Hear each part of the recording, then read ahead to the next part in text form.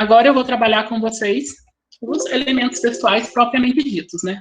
Agora que a gente já passou por toda essa parte de formatação, a gente já sabe como deve estar aí colocado dentro do nosso texto, tanto dentro do nosso trabalho, né, tanto o texto quanto as ilustrações ali, né, que podem ser utilizadas como base, a gente pode, então, para os elementos textuais. Os elementos textuais, eles tratam da apresentação e desenvolvimento do trabalho, ou seja, é o trabalho propriamente dito, é o nosso esforço, né, toda a nossa dedicação, todas as nossas pesquisas vão ser colocadas agora. O que veio antes, né, tudo que foi apresentado antes, é só uma forma do leitor poder se localizar, de você conseguir deixar tudo organizado, mas é agora que vem o conteúdo em si. Os elementos textuais, eles podem ser divididos em capítulos, podem ser divididos em seções, podem ser divididos em artigos. Isso vai variar muito do tipo de trabalho acadêmico que você está fazendo. Ou seja, se é um TCC, é uma monografia, é uma tese, é uma dissertação. Ou seja, isso depende de cada tipo de trabalho. Mas, de um modo geral, essa divisão dos elementos textuais ela é feita em introdução, desenvolvimento e conclusão. E o primeiro elemento que eu vou abordar com vocês é a introdução. A introdução, ela explica aí minuciosamente a pesquisa que foi realizada. Ou seja, é nesse momento que eu vou ressaltar qual é a importância da pesquisa que está sendo realizada. Ou seja, eu vou mostrar para o meu leitor qual é o objeto que está sendo investigado, que está sendo pesquisado. E eu vou explicar qual é o meu objetivo dessa minha investigação. Por que eu escolhi esse objeto e por que eu estou investigando ele? Para isso, eu vou utilizar uma justificativa e também vou mostrar como ele deve ser aplicado. Como que eu vou apresentar esse desenvolvimento, né? Como que eu vou fazer o meu trabalho, qual que é o problema que tem ali por trás do meu trabalho e por que ele é relevante atualmente. Então, a gente deve seguir algumas orientações na hora de elaborar a introdução. A primeira delas é definir claramente o assunto. Ou seja, o meu trabalho, a minha introdução, ela tem que ser muito clara sobre o assunto que ela está tratando, certo? Por isso que, de um modo geral, aí, a gente acaba sempre utilizando um modelinho meio genérico, que é o que está sendo apresentado aqui, né, nesses itens em cheque em verde.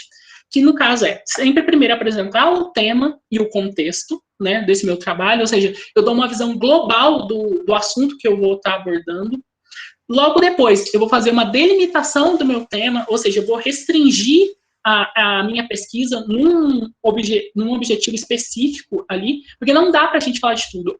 Muitas vezes o que a gente acaba errando nos nossos trabalhos, principalmente no TCC, é querer englobar muita coisa, querer abordar tudo sobre aquele tema, e não dá para fazer isso, sabe? Às vezes a gente aborda muitos temas diferentes e a gente não consegue se aprofundar em nenhum deles, ou seja, não consegue ser específico em nenhum deles, e essa pesquisa acaba ficando rasa. Então é interessante saber fazer uma boa delimitação do tema, seja específico na hora de selecionar o seu tema, né, e o problema a ser tratado no seu TCC, principalmente. Logo depois que eu apresentei o meu tema, a delimitação do meu tema, eu vou mostrar qual foi o problema que eu encontrei. Qual é o problema que eu estou enxergando ali que eu quero resolver dentro do meu trabalho. E, por fim, eu vou mostrar quais são os meus objetivos na hora de solucionar esse problema. E, automaticamente, eu vou ter que mostrar aí a minha metodologia.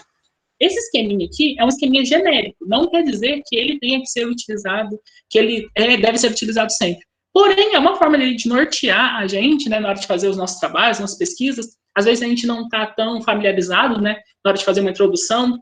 Vejo muita gente falar que tem dificuldade em fazer introdução. Eu acabo sempre me perdendo muito nessa parte, né, na hora de delimitar o tema, porque realmente é muito difícil você focar, né, conseguir focar em alguma coisa. Então, é muito interessante que vocês criem essa introdução lembrando nesses itens. Pelo menos que esses itens, eles passem pela cabeça de vocês. Porque vale lembrar que a introdução, ela tem como finalidade, né, apresentar ali qual é o objetivo do seu trabalho, o que você está buscando com ele. Outra coisa, né, que é interessante a gente falar com relação à introdução é que não recomenda-se utilizar tanto tabelas e ilustrações na introdução. Eu, particularmente, nunca vi a necessidade, né, de utilizar uma tabela ou uma ilustração na introdução. Também nos trabalhos que eu uso aí como base, como referência, né, para os trabalhos acadêmicos, eu também nunca vi nenhuma introdução sendo utilizada em alguma tabela, alguma ilustração. Como se diz aqui, né, não recomenda-se, né, a NBR ela não recomenda que a gente utilize tabelas ou ilustrações, não quer dizer que é proibido. Vão ter exceções, provavelmente, né, que vai talvez aparecer a necessidade de utilizar alguma tabela, alguma ilustração. Então, basicamente, você faz aquela formatação que eu apresentei anteriormente, né, de como apresentar elas, porém, não é muito usual. Outra coisa que as pessoas acabam confundindo, né, acabam utilizando em excesso, são as citações bibliográficas. E, de acordo com a NBR, as citações bibliográficas, né, elas devem ser evitadas na hora da introdução. A ideia é que a introdução ela seja o mais autoral possível, ou seja, que ela realmente seja algo escrito pelo autor, com base nas pesquisas dele, com base em todo o ensinamento que ele está tendo ali para desenvolver o trabalho. Claro, existem casos em que as citações bibliográficas elas devem ser utilizadas, que é no caso ali para dar um suporte a alguma definição específica. Às vezes você precisa apresentar alguma definição do seu trabalho, então é interessante colocar uma referência bibliográfica para dar um peso, né, para demonstrar da onde você está tirando esse conhecimento. Às vezes, se você está fazendo algum relato histórico, então é interessante trazer uma referência bibliográfica com esse relato histórico, porém, não deve-se, né, utilizar ao longo de todo o trabalho, ao longo de toda a introdução, uma citação bibliográfica. É interessante que eles tenham ali alguns parágrafos, né, algumas frases, né, em sua maioria, de autoria própria do autor. Outra coisa que é importante a gente salientar é que a introdução não é um resumo do trabalho. O resumo, como a Alice bem explicou, ele vem antes. O resumo, ele já tem um espaço para você colocar um resumo do seu trabalho. Essa pequena explicação. Quando as pessoas elas vão procurar um trabalho, né, para utilizar como referência e tudo mais, elas vão diretamente no resumo, porque elas vão conseguir ter uma visão geral de tudo o que você fez ao longo do seu trabalho, de uma maneira bem resumida. A introdução não. A introdução é para você apresentar o assunto, o seu tema. Outra coisa muito importante quando nós falamos de introdução é que a introdução não é uma abordagem histórica sobre o tema. Claro, vão ter casos, né, situações que vai ser necessário fazer essa abordagem histórica, né, na introdução, porém não é sempre, não são todos os trabalhos que exigem essa abordagem histórica. Então, prestar muita atenção nisso. E outra coisa aí, né, que a gente pode citar, é que não é um espaço para encher linguiça, né, uma maneira bem popular de falar. A gente costuma, às vezes, né, não ter, às vezes não encontra muito conteúdo, né, não consegue achar, começa a colocar umas coisas só para encher a linguiça ali mesmo no nosso trabalho, e não deve ser por isso, principalmente na introdução, entendeu? A história, ela tem que ter um contexto, não pode ser uma coisa sem contexto, sabe, parágrafos soltos, os parágrafos eles têm que ser relacionados. A introdução, ela é basicamente a redação, é a redação do Enem. Um parágrafo tem que estar interligado com o outro, um parágrafo tem que puxar o outro, para que a leitura ela faça sentido e que a pessoa, assim, então, ela consiga entender qual é o assunto que está sendo abordado no seu trabalho. Outra coisa importante, vale relembrar, é que é nesse momento, na introdução, que nós vamos fazer a primeira paginação, ou seja, a primeira página é a introdução. Então, vamos colocar lá no canto superior direito da nossa página o número 1, e aí, sucessivamente, nós vamos apresentar todas as páginas de maneira numeradas de maneira individual. O segundo item dos elementos textuais que nós vamos apresentar agora é o desenvolvimento. O desenvolvimento é a parte mais extensa do trabalho acadêmico, né? O desenvolvimento é nele onde a gente vai conter aí o referencial teórico, onde a gente vai ter os materiais e métodos, onde a gente vai ter os resultados de discussões. O desenvolvimento, de um modo geral, ele tem como objetivo desenvolver a ideia principal. É daí que vem o nome, né? Desenvolvimento. Ele vai desenvolver a ideia principal. A gente vai analisar essa ideia, a gente vai ressaltar quais são os principais pontos, ou seja, quais são os pontos mais importantes. Nós vamos discutir hipóteses, ver se essas hipóteses elas são convergentes ou se elas são divergentes. A gente vai expor as nossas próprias hipóteses e, principalmente, nós vamos demonstrar elas na prática, principalmente no caso de trabalhos que são práticos, né? Que aí, no caso, a gente vai poder utilizar os materiais, os métodos, né? Mostrar tudo certinho. Existem 3 itens que caracterizam o desenvolvimento de um modo geral. O primeiro deles é o referencial teórico, temos materiais e métodos e os resultados de discussão. Nem sempre os trabalhos vão precisar apresentar esses 3 itens. Existem trabalhos que vão apresentar somente o referencial teórico. Existem trabalhos que vão apresentar 2 itens. Existem trabalhos que vão apresentar um item só. E existem trabalhos que vão apresentar os 3. Depende do estilo do seu trabalho. Depende de que tipo de trabalho você está fazendo. Que aí você vai ver qual é a necessidade de utilizar esses itens. Basicamente, você só tem que saber qual é a definição de cada um deles para saber utilizar e saber dar a nomenclatura correta na hora de apresentar eles ao longo do seu trabalho. Então, nós vamos falar do primeiro deles, que é o referencial teórico. O referencial teórico, acho que ele é mais conhecido aí como revisão de literatura. Ou seja, o referencial teórico ele oferece um suporte para a discussão do assunto que vai ser tratado ao longo do nosso trabalho acadêmico. É nesse momento que a gente vai identificar quais são os problemas em estudo, ou seja, quais são os problemas do nosso trabalho, e vamos associar ele a um conhecimento prévio, ou seja, um conhecimento já existente. É muito importante que a gente faça pesquisa, e é muita pesquisa, não é pouca. Então, por isso que existem inúmeros aplicativos, né, e programas que auxiliam a gente na hora de conseguir achar esses arquivos, né, sobre o tema que a gente está procurando. Mais no final da nossa apresentação a gente vai citar algum deles para que vocês possam conhecer. E por que é importante? Porque esse documento, que a gente chama de referencial teórico, basicamente é você juntar todas as referências, todos os trabalhos que estão envolvidos com esse tema. Ou seja, não é fácil, vai dar muito trabalho, porque você vai ter que pesquisar e pesquisar muito. Por que você tem que pesquisar bastante? Para você não ficar fazendo um trabalho duplo. Às vezes, você acha que, né, que existe um problema na situação, naquele tema que você escolheu, e na verdade esse tema já foi solucionado, ele só não é popular. Mas aí um outro autor, por exemplo, um aluno lá da Universidade de Viçosa, já encontrou uma solução para esse problema. E você está aí tentando achar a solução novamente, porém essa solução ela já foi encontrada. Então é por isso que é importante a gente fazer uma pesquisa a fundo, realmente pesquisar bastante sobre o tema, para que essas descobertas, né, de novas ideias não acabem sendo em vão, né? O objetivo do nosso trabalho é que ele sirva depois para outras pesquisas, para outros pesquisadores, para outros estudantes, para ele ser utilizado como material de referência também. Da mesma forma que você está utilizando materiais de referência para fazer o seu, depois que você publicar, né, o seu TCC, o seu trabalho acadêmico, ele ficar disponível, as pessoas vão poder utilizar o seu material como referência para o trabalho deles. Então, é muito importante que vocês façam pesquisas e prestem muita atenção nisso. Claro que existem casos em que você vai querer refazer seguir a mesma linha de pesquisa daquele pesquisador que já trabalhou com aquilo, para tentar reafirmar, né, o que vai permitir que você possa reafirmar a linha de pesquisa dele, ou até mesmo refutar a linha de pesquisa dele, caso você encontre alguma incoerência, né, algum erro, ou às vezes agora, hoje em dia, né, talvez tenha alguma tecnologia diferente, que não teve na época quando ele fez o trabalho, porém, você tem que sempre colocar na balança para ver se realmente é importante ou não repetir essa linha de pesquisa. Então, isso é o referencial teórico, certo? É pesquisa, é o que dá trabalho, sabe? É o maçante ali, é o primeiro ponto para você conseguir ter uma boa base na hora de desenvolver o seu experimento, na hora de você elaborar os seus resultados. Então, o primeiro item, referencial teórico. O segundo item é a metodologia, ou materiais e métodos. Nessa parte, você tem que ser muito detalhista. As descrições, elas devem ser detalhadas, tanto das técnicas quanto dos procedimentos que são utilizados ao longo da sua pesquisa. Por que é importante eu ser detalhista na hora de expressar ali, colocar as minhas técnicas e os processos? Porque se esse trabalho depois ele vai ser utilizado por outras pessoas, né, como base para outras pessoas, essas pessoas elas precisam ter o maior número de informações possível para conseguir repetir os experimentos.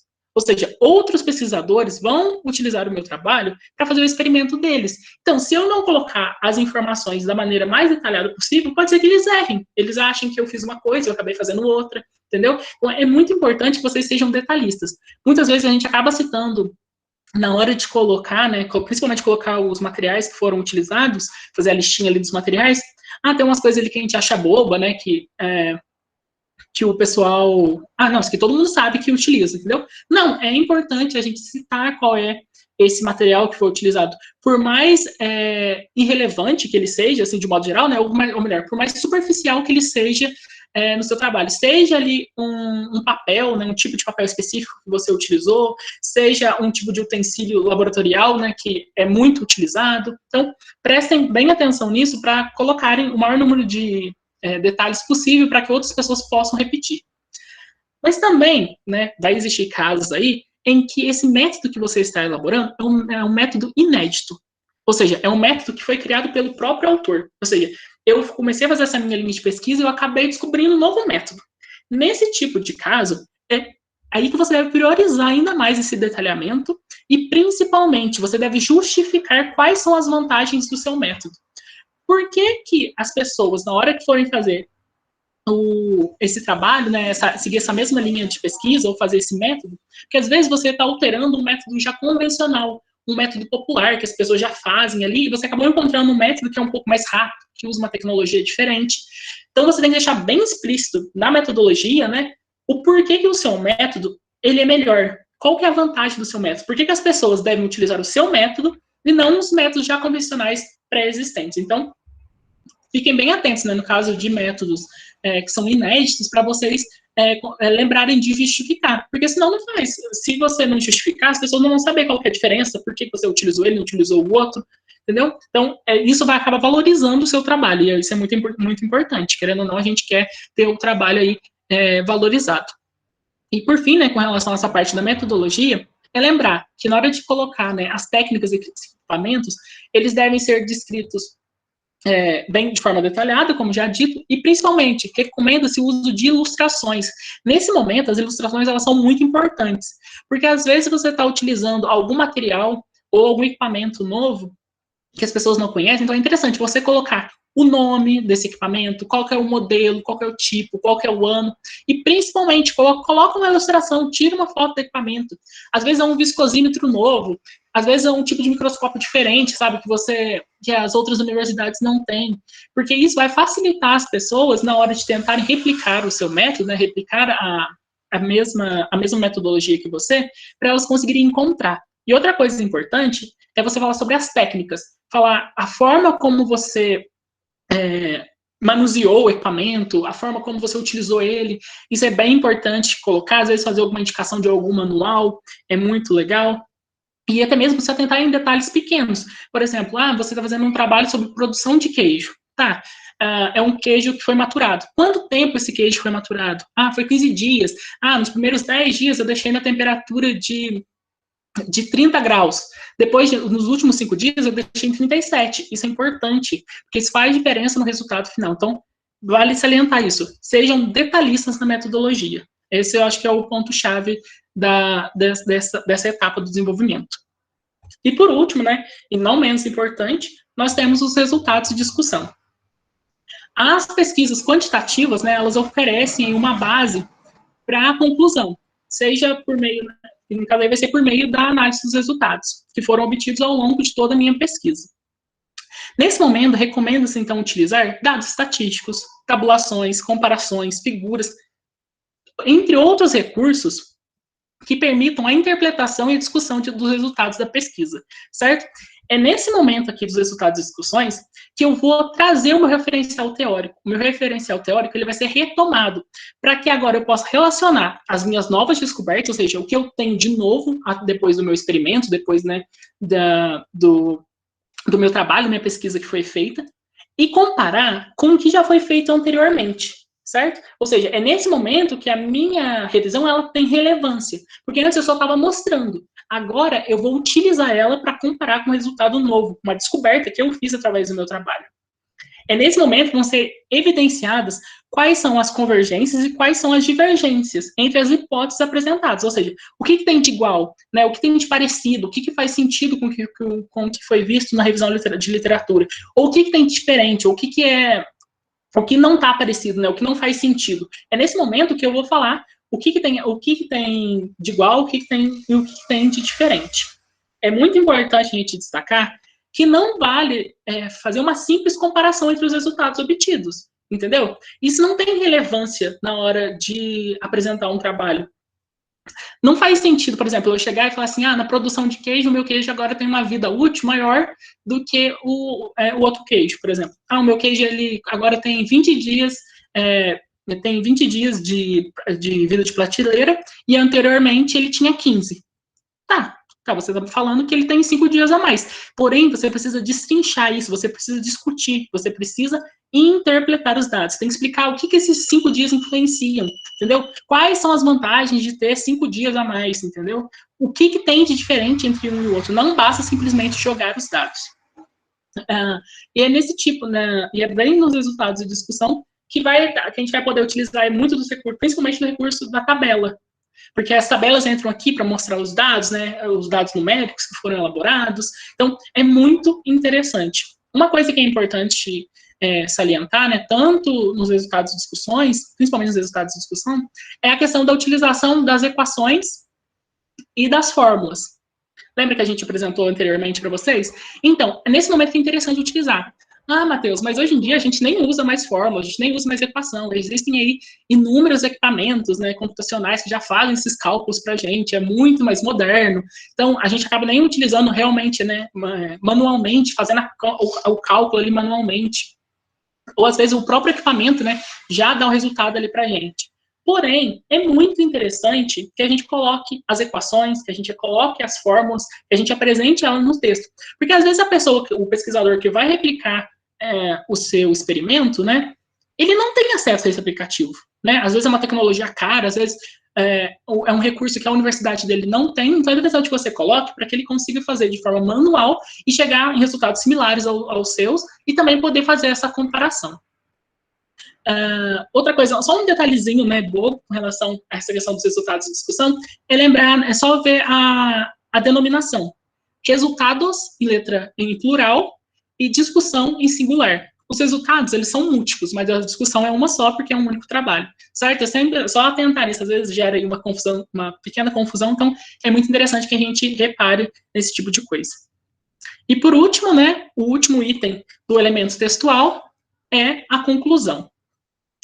A conclusão, né, ela pode vir aí com duas terminologias. Ela pode ser uma conclusão ou considerações finais. As considerações finais, né, elas é quando o autor ele manifesta o seu ponto de vista sobre o assunto, sobre os resultados obtidos. Ou seja, eu vou falar o que eu achei do resultado que eu tive, entendeu? Eu vou falar qual é o meu ponto de vista com relação a ele. Ou seja, eu vou falar qual é o alcance que ele vai ter, o que ele apresentou ali de novo. E o mais importante da conclusão, que além de apresentar, né, o seu ponto de vista, das considerações finais, que além de apresentar o seu ponto de vista, é você poder fazer sugestões para trabalhos futuros. Isso é muito importante. Às vezes, é daí que surge a ideia para um TCC.